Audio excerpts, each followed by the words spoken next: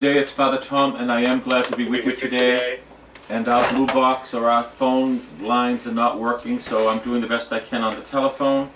And last night we were at 111 Harvard Street, and I prophesied there before I got there. I prophesied I would be the only priest there. And guess what? I was the only priest there. I prophesied. I just want to tell you, I'm just sick of it all. You need to know that Father Tom is sick of it all, that he's the one that does these things, he's the one that sticks his neck out, and people just don't care. Our priests just don't care. I'm going to tell you, I can care and care and care. And I had other things to do last night. I canceled the Mass that I had, got someone else to celebrate Mass, because I know that it's an important thing that an abortion mill would open up. But you see, I want to tell you, I'm disgusted. And I also want to tell you this. To all these people that said, I listen to you every day, you need to support this program. You need to support this program, because you know what? This program could go off the air, and it'll be the only prophetic voice in Boston. So, okay, I finished my ragtime. I'll do the best I can. Let's just finish it. It's over. It's over. Okay? I told you how I feel, and I just think it's disgusting. It's disgusting, and I'm not going into it any longer, it just turns my stomach that people are so dead. Abortion mills opening up, and no representation from the church other than God's people. There were 80 people, God bless them.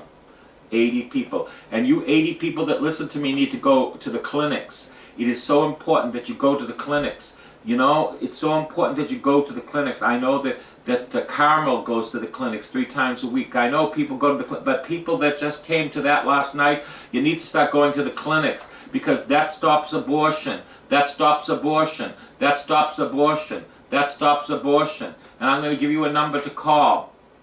734-1502. 734-1502. 617-734-1502. Let's get something out of what happened yesterday. That 80 people were in front praying that this place would not open up. I'm going to tell you, what we were telling them by our presence was this. If you open up in this place, 111 Harvard Street in Brookline, you're going to buy us. We're part of the package. You see, this is the way you've got to deal with things, because this is an abortion mill, and across the street is a daycare. Imagine a daycare across the street caring for 2-year-olds, and the 111 Harvard Street having an abortion mill. That's so sick. So I want people that were at this yesterday at 111 Harvard Street to do something, to call this number so that you can get to the abortion mill and stand by there and do the same thing you did yesterday, pray the rosary. 617-734-1502. 617-734-1502. 617-734-1502. Very, very important. Very, very important. Very, very, very important. 617-734-1502. And again, the people that said to me, oh, I listen to you every day, you better start supporting this ministry, my friends. Because you know what? I'm the only prophetic voice in Boston.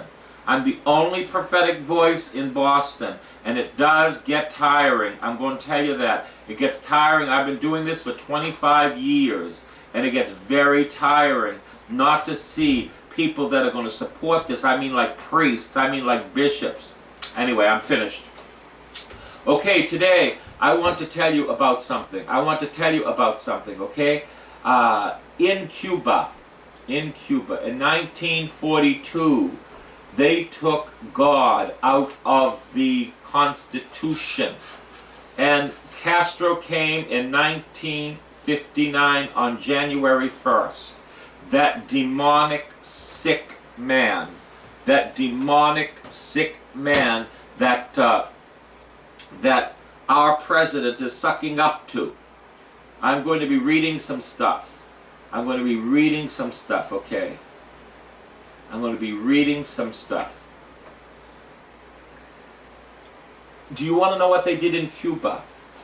I'm going to tell you what they did in Cuba. There were tanks that would go by the churches, tanks. and all the men would sit toward the middle aisle, so that if any of the soldiers came, any of the soldiers came, any of the soldiers came, they would interrupt the soldiers so that the priest could consume the Blessed Sacrament. Imagine, that's Cuba.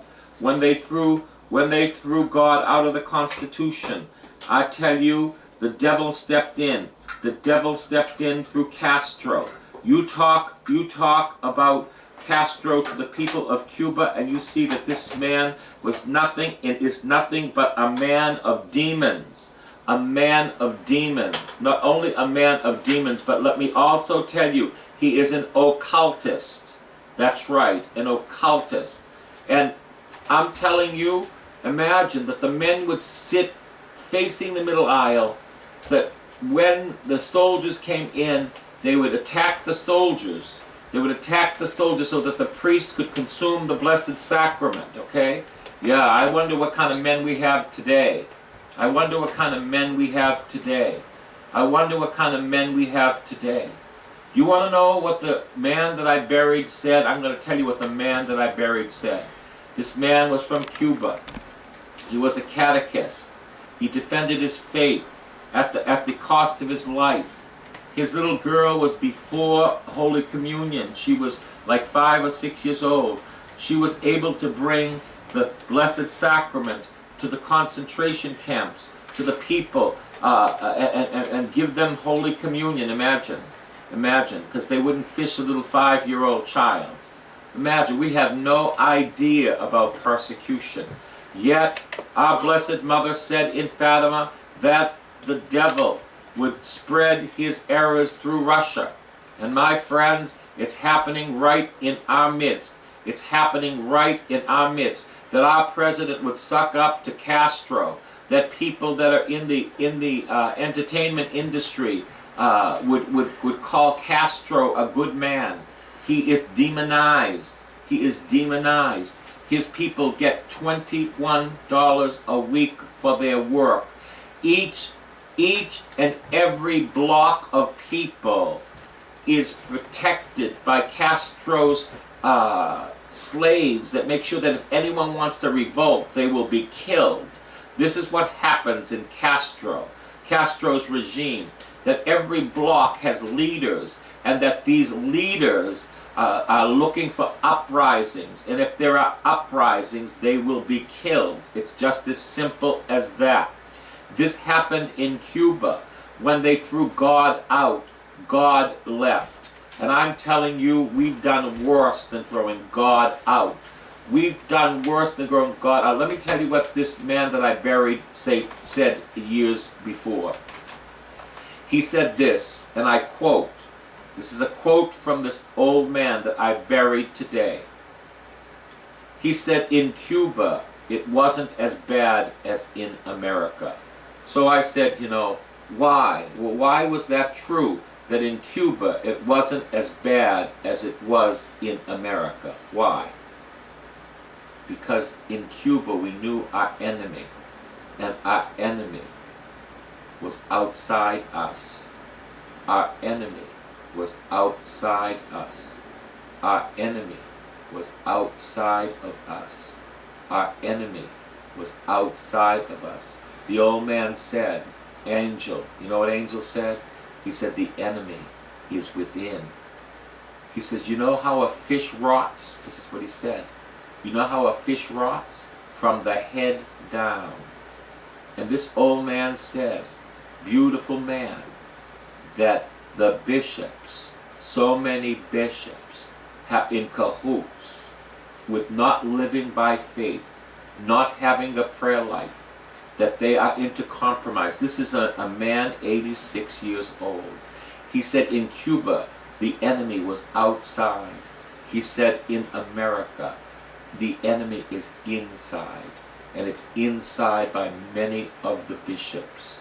Many of the bishops that take no stands, that do not put their lives on the line like Romero, that just keep still while these things are being taken away from us. And then he said something that